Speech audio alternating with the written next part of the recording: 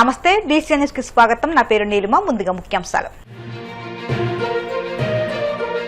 Palakollu rural మండలంలో 5,05,00,000 వ్యయంతో చేపట్టనున్న అభివృద్ధి పనులకు మంత్రి నిమ్మల శంకుస్థాపనలు. రైతుల కుటుంబాల్లో ఆనందమే ప్రభుత్వ ధ్యేయమని వెల్లడి.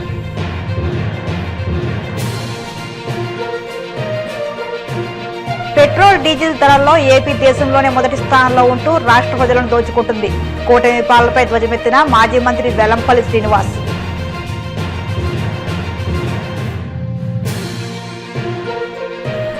ఆక్వా రైతుపై ఒక్క రూపాయి భారం పడినా ఊరుకునేది లేదన్న ముదినూరి ప్రసాదరాజు. కాదని మొండిగా ముందుకెళ్తే రైతుల తరపున వైసీపీ ఉద్యమిస్తుందని హెచ్చరిక.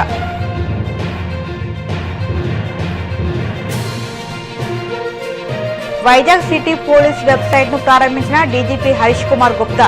విశాఖ నగరంలో శాంతి భద్రతల పరిరక్షణకు పోలీస్ శాఖ అధిక ప్రాధాన్యం ఇస్తుందని స్పష్టీకరణ. 5 ఏళ్ల వైసీపీ పాలనలో రైతు కుటుంబాలు అనేక ఇబ్బందులు పడ్డాయని, నేడు కూటమి ప్రభుత్వంలో వారి కుటుంబాల్లో సైతం ఆనందం కనబడుతుందని, వారి ఆనందమే ప్రభుత్వ ధ్యేయమని మంత్రి నిమ్మల రామనాయుడు అన్నారు. పశ్చిమ గోదావరి జిల్లా పాలకొల్లు రూరల్ మండలం అలంకల కోడేరు, బల్లిపాడు, శివదోని, చిక్కాల, తెల్లపూడి గ్రామాల్లో 5,05,00,000 వ్యయంతో చేపట్టనున్న అభివృద్ధి పనులకు ఆయన శంకుస్థాపన చేశారు. అనంతరం తెల్లపూడి గ్రామంలో జరిగిన బహిరంగ సభలో మంత్రి నిమ్మల మాట్లాడుతూ, ప్రధాని మోదీ, సీఎం చంద్రబాబు ఇచ్చిన నా దేశం నా బాధ్యత పిలుపు మేరకు తాను కూడా పొదుపును పాటిస్తున్నానన్నారు. ప్రజలందరూ ఇంధన వినియోగాన్ని తగ్గించి వారానికి ఒకరోజు నో వెహికల్ డే పాటించాలని పిలుపునిచ్చారు. ఈవేళ ధాన్యం కూడా నేను అడుగుతున్న రైతుని అందరూ కూడా 50 బస్తాలు 55 బస్తాలు పండినటువంటి పంట కూడా అమ్ముకోగలిగాము అని చాలా సంతోషంగా చెప్తూ ఉన్నారు. నిజంగా గత ప్రభుత్వంలో మీరందరూ చూసారు, ధాన్యం అమ్ముకోవాలని అంటే రైస్ మిల్లుల దగ్గర వారం రోజులు 10 రోజులు పడిగాపులు కాసేటువంటి పరిస్థితి ఉండేది. కొన్ని చోట్ల అయితే జాకీలు పెట్టుకునే ట్రాక్టర్లకు ఏంటంటే ఆగిపోయిన ట్రాక్టర్కి జాకీ పెట్టేవి ఏంటంటే ఇన్ని బస్తాల లోడ్ ఉంటే టైర్లు పేలిపోతాయని జాకీ పెట్టాను సార్. వారం రోజులు 10 రోజులు ఇక్కడ ఉండాలి ట్రాక్టర్ అనే పరిస్థితి. పాపం ఆ రైతులు, ఆ డ్రైవర్లు భోజనాలు లేక, నీళ్లు లేక, పగలు రాత్రి ఎండ గాల్పు అక్కడే ఉండేవారు. 300-400 వెహికల్స్ లైన్లో 3 కిలోమీటర్ 4 కిలోమీటర్ లైన్ ఉండేది. ఇప్పుడు అటువంటి పరిస్థితి ఉందమ్మా. మీకు నచ్చినటువంటి మిల్లుకి మీరు ధాన్యం తోలుకునేటువంటి పరిస్థితి కల్పించాం. గత ప్రభుత్వం 1,600 కోట్ల ధాన్యం బకాయిలు పెడితే మేము వచ్చిన తర్వాత అవి చెల్లించాం. రికార్డు స్థాయిలో మరి ఈవేళ ఈ యొక్క పంటను కూడా, రబీ పంటను కూడా పెద్ద ఎత్తున ఈరోజు కొనుగోలు చేసి రైతాంగం కళ్ళల్లో ఈవేళ ఆనందం చూస్తున్నటువంటి పరిస్థితి. జాతి ఈ రకంగా ఎప్పుడు కూడా పనిచేసేటువంటి పార్టీకి, ప్రభుత్వానికి మీరు ఆశీర్వాదం ఇవ్వాలని చెప్పి మరొక్కసారి మీ ద్వారా కోరుకుంటూ, అదేవిధంగా మొన్ననే మన నరేంద్ర మోడీ గారు ఒక పిలిపించారు. అదేవిధంగా దాన్ని చంద్రబాబు నాయుడు గారు కూడా క్యాబినెట్లో మరి డిస్కషన్ చేసి ఆయన కూడా ఒక షెడ్యూల్ను కూడా తీసుకున్నారు. ఏదైతే మొన్న ఇరాన్, అమెరికా, ఏదైతే ఇజ్రాయెల్కి సంబంధించిన యుద్ధంతో చాలా నష్టం మరి భవిష్యత్తులో ఏర్పడిపోతుంది. అందుకే సాధ్యమైనంత వరకు డీజిల్, పెట్రోల్, అదేవిధంగా కరెంటు, విద్యుత్ కూడా మనం తగ్గించుకొని, ఎందుకంటే వేదిక ముందున్న వాళ్ళకంటే పెద్ద తక్కువగా ఉంటుంది కానీ వేదిక మీద ఉన్న వాళ్ళకి ఎక్కువ ఉంటాయి. మా వాళ్ళు కూడా ఏసీ 18లో పెట్టుకుని రగ్గు కప్పుకుని పడుకుంటారు. ఏసీ 18లో పెడతాడు, రగ్గు కప్పుతాడు. అందుచేత 18 26 పెట్టుకుంటే రగ్గు అవసరం లేదు. ఏసీ 26, 27లో ఉంటే నార్మల్గా మీకు కరెంటు తక్కువ కాలుతుంది. అంటే అట్లా పొదుపు చేసుకుంటూ వెళ్ళవలసిన అవసరం ప్రతి ఒక్కరి మీద కూడా ఉంది. ఎందుకంటే ఈవేళ రూపాయి మార్కు విలువ తగ్గిపోతున్నటువంటి పరిస్థితులు, పడిపోతున్నటువంటి స్థితి రేపు భవిష్యత్తు. ఎందుకంటే లాస్ట్ టైము రష్యా ఉక్రెయిన్ యుద్ధంతో యూరోపియన్ మార్కెట్ అంతా సర్వనాశనం అయిపోయింది. ఈవేళ రోడ్డు మీద పడిపోయినటువంటి పరిస్థితి. రేపు భవిష్యత్తులో మళ్ళీ మన ఇండియా, మన భారతీయులు మనము రోడ్డు మీద పడకుండా ఇప్పటి నుంచే తగు జాగ్రత్తలు తీసుకుని పొదుపును పాటిస్తూ ముందుకెళ్లాలనేదే నరేంద్ర మోడీ గారు, చంద్రబాబు నాయుడు గారి యొక్క ఆలోచన. అందులో భాగంగానే రేపు భవిష్యత్తులో కూడా మీరు కూడా ఈ యొక్క అవకాశం ఉన్నంత వరకు డీజిల్, పెట్రోల్ వాడకలు తగ్గించడమే కాదు, కరెంటు ఏదైతే విద్యుత్తును ఉపయోగిస్తున్నామో దాన్ని కూడా తగ్గించుకుంటూ ఇట్లా ఒక్కొక్క పొదుపును చేసుకుంటూ, అదేవిధంగా ఫ్రైడే మరి అవకాశం ఉన్నంత వరకు ఫ్రైడే నో వెహికల్ డేగా కూడా డిక్లేర్ చేశారు. కాబట్టి మరి వారానికి ఒక్కరోజైనా సరే మన వెహికల్స్ని ఉపయోగించకుండా ముందుకెళ్లాలనేది ఈ ఒకటి కూడా ప్రభుత్వం అంటే ఇట్లా ఏదైతే పొదుపు చర్యలు తీసుకుంటుందో అన్ని కూడా మీరు పాటించాలని చెప్పి మీ ద్వారా అందరినీ కూడా కూటమి పాలనలో శాంతి భద్రతల పరిరక్షణలో దేశంలో అట్టడుగున ఉన్న ఆంధ్ర రాష్ట్రం పెట్రోల్ డీజిల్ ధరల్లో మాత్రం దేశంలోనే మొదటి స్థానంలో ఉంటూ రాష్ట్ర ప్రజలను దోచుకుంటుందని మాజీ మంత్రి వెల్లంపల్లి శ్రీనివాస్ ఆరోపించారు.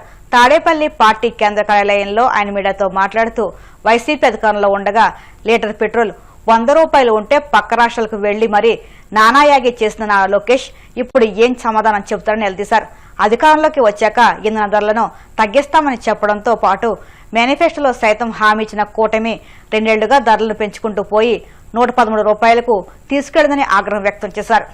పెట్రోల్ రేటు డీజిల్ రేట్లు పెంచడంలోనే, ఎందుకంటే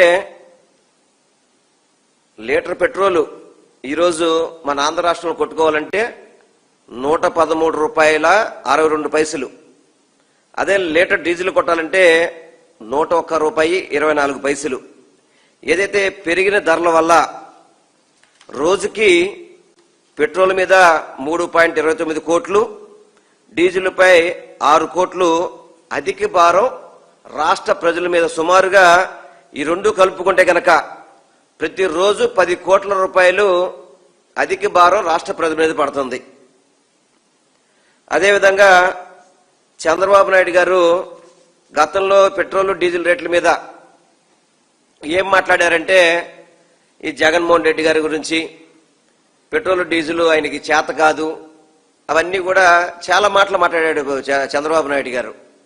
ఇంకా నారా లోకేష్ గారు అయితే కనుక ఇంకా 4 అడుగు ముందుకేసి పెట్రోల్ బంకులకు వెళ్ళడం, రేట్లు చూపెట్టడం, ఏ విధంగా ఆంధ్ర రాష్ట్రంలో పెట్రోల్ బంకులు ఉన్నాయని చెప్పడం, ఇవన్నీ కూడా నారా లోకేష్ గారు పాదయాత్రలో చూపెట్టడం కూడా జరిగింది. వాటన్నిటి కూడా మనమేమి ఇందులో అబద్ధం చెప్పాల్సిన పని లేదు. ఇవన్నీ కూడా మీకు వారు ఏం మాట్లాడారో చూపెడదాం. కానీ నేను ఒకటే కోరుకుంటున్నాను, భారతదేశంలో దాదాపు మనం ఉన్న రాష్ట్రాల్లో ఏపీలో నెంబర్ 1 పెట్రోల్ రేటు డీజిల్ రేట్లో మన ఏపీలో నెంబర్ 1 ఉంది. భారతదేశం ఏపీలో నెంబర్ 1గా ఉంది. ఎందుకంటే ప్రతి చోట కూడా చూసుకుంటే కనుక మీరు పొరుగు రాష్ట్రాలైన తెలంగాణ, కేరళలో పోల్చుకుంటే మనకంటే 3 రూపాయలు తక్కువ ఉంది. తమిళనాడులో పోల్చుకుంటే ఏకంగా 10 రూపాయలు తక్కువ ఉంది. కర్ణాటకతో పోల్చుకుంటే ఏకంగా 7 రూపాయలు తక్కువ ఉంది అక్కడ. గతంలో చంద్రబాబు నాయుడు ఏం చెప్పాడు, పక్క రాష్ట్రాల్లో బోర్డులు పెట్టేవాళ్ళు, మీరు ఆంధ్ర రాష్ట్రంలో రేటు పెట్రోల్ ఎక్కువగా, డీజిల్ ఎక్కువ రేటు ఉంది కాబట్టి మీరు రాష్ట్రంలో ట్యాంక్ ఫుల్ చేసుకోమన్న పరిస్థితి జగన్మోహన్ రెడ్డి గారి హయాంలో వచ్చిందని చెప్పని దుమ్మెత్తి పోశారా? అలా కాకుండా నారా లోకేష్ అయితే కనుక దారుణంగా ఈ పెట్రోల్ డీజిల్ రేట్ల వల్ల నిత్యావసర వస్తువులన్నీ కూడా పెరిగిపోయినాయని చెప్పని, ఈరోజు ఏ నిత్యావసర వస్తువు కూడా అందుబాటులో అనేది లేదు. ఆయిల్ కానీ, పప్పు కానీ, ఉప్పు కానీ, ప్రతి ఒక్కటి కూడా మీరు ఎన్నికల ముందు ఏం చెప్పారు, తప్పకుండా ఈ రాష్ట్ర ప్రభుత్వం వేసే పన్నుల్లో ఏదైతే ఉందో దాంట్లో మీరు సాక్షి పేపర్లో రాసుకోండి. అదేవిధంగా జగన్మోహన్ రెడ్డి గారు పెంచిన పన్నులన్నీ కూడా నేను తగ్గించేస్తానని చెప్పిన పెద్ద మనిషి ఈరోజు సమర్థించుకుంటూ మీరు కారు ఒకరోజు తీయండి, వారంలో ఒకరోజు కారు ఆపండి, సైకిల్ తొక్కండి, వర్క్ ఫ్రం హోమ్ చేయండి అని చెప్పని రాష్ట్ర ప్రజలకు నీతులు చెప్తున్నాడు చంద్రబాబు నాయుడు. ఏం చెప్తున్నాడు నీతులు?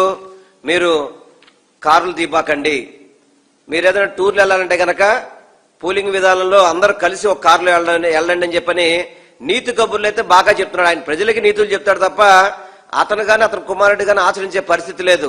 వాళ్ళు ఇప్పటికీ ప్రత్యేక విమానాలే. ఏదో అక్కడ నరేంద్ర మోడీ గారు క్యాన్వే తగ్గించారని చెప్పని వీళ్ళు 2 కార్లలో వెళ్తున్నాం, మీరు 4 కార్లలో వెళ్తున్నాం అని చెప్పని ఊరికే ఆ రోజు వీడియో తీయడానికి తప్ప వాళ్ళల్లో ఎక్కడా మార్పు రాలేదు. ఎందుకంటే మరి ప్రధాని మోడీ గారు మీటింగ్ పెట్టిన ఆ రోజు సాయంత్రమే కదా సింగపూర్ వెళ్ళిపోయింది నారా లోకేష్ గారు. మరి నిన్న వేరే జిల్లాలకు వెళ్ళాలంటే స్పెషల్ ఫ్లైట్లు వెళ్ళిన పరిస్థితి లేదా? వీళ్ళు ఎక్కడైనా ఖర్చులు తగ్గిస్తున్నారా? చంద్రబాబు నాయుడు గారికి ఒక ప్రత్యేక విమానం, ప్రత్యేక హెలికాప్టర్, డిప్యూటీ సీఎం గారికి ఒక ప్రత్యేక విమానం, డిప్యూటీ సీఎం గారికి ఒక ప్రత్యేక హెలికాప్టర్, అదేవిధంగా నారా లోకేష్ గారికి ఒక ప్రత్యేక విమానం, వీరికి ఒక ప్రత్యేక హెలికాప్టర్. ఇన్ని వేసుకొని ఎంత వృధా ఖర్చులు చేస్తున్నారు. ఆక్వా సిండికేట్ చేతుల్లో కూటమి ప్రభుత్వం బందీ అయిపోతుందని, అప్సడాతో సంబంధం లేకుండా ఫీడ్ సిండికేట్ ధరలు పెంచేస్తుంటే ప్రభుత్వం చూస్తూ ఉండిపోతుందని వైసీపీ పశ్చిమ గోదావరి జిల్లా అధ్యక్షుడు మాజీ ఎమ్మెల్యే ముదునూరి ప్రసాదరాజు ఆరోపించారు.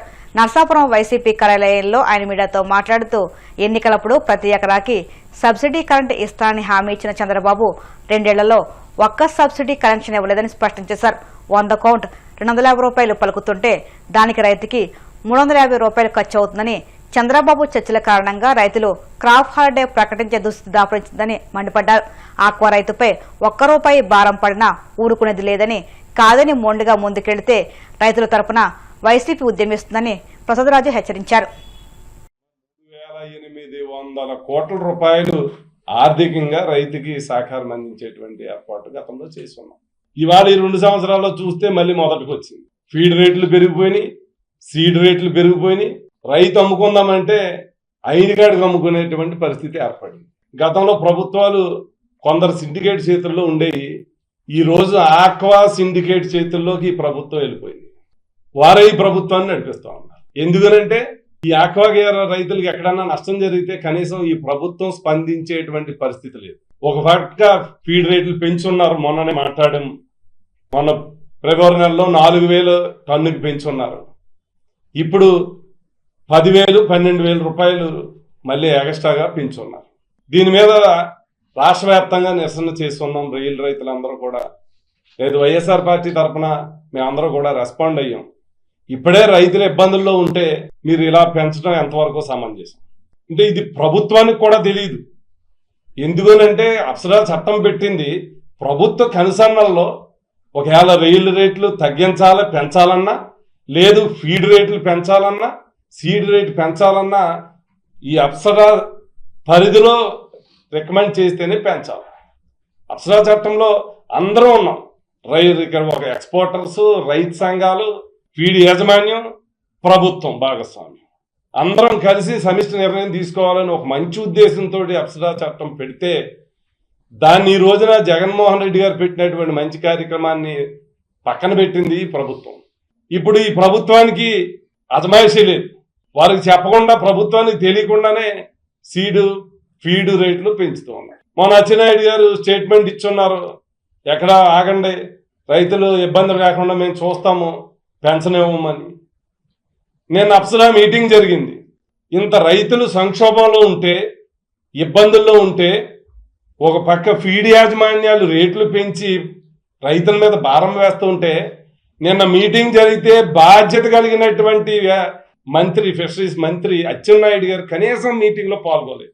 ఓఎస్డీలు మీటింగ్ ఆర్గనైజ్ చేసి రైతులను పిలిచి ఆర్గనైజ్ చేసేటువంటి పరిస్థితి ఈ ప్రభుత్వంలో దాపరించింది. ఇవాళ వరకు రైతులు అయోమయంలో ఉన్నారు. తగ్గించేరా ప్రభుత్వం, పెంచిందా తెలియనటువంటి పరిస్థితి ఏర్పడింది. ఒక పక్క ఫీడ్ యాజమాన్యాలు ఇన్వాయిస్ రేట్లు ఆల్రెడీ కొత్త పెంచిన దానితో ఇస్తా ఉన్నారు ఈ రోజు వరకు.